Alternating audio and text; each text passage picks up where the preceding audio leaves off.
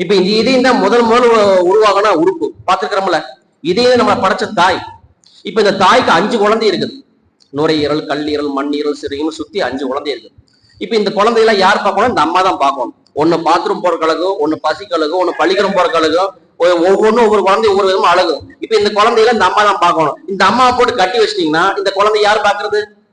எந்த உறுப்புக்கு ரத்தம் கொடுக்கணும், எது கொடுக்கூடாதுன்னு தெரியுமா இந்த இதயத்துக்கு?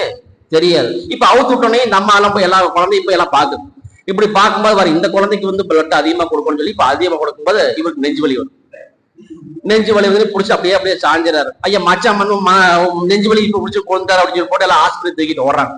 இப்ப தூக்கிட்டு போனோனையும் படுக்க வச்சு ஏனுங்க என்ன பிரச்சனை அப்படின்னு டாக்டர் கேட்கறாரு. நெஞ்சு பிடிச்சிட்டு சாஞ்சு விழுந்துட்டாருங்க, எனக்கு தெரியல.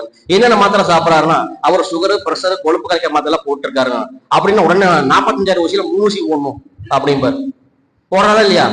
முதல்ல அந்த ஊசி போட்டுருக்கு எங்க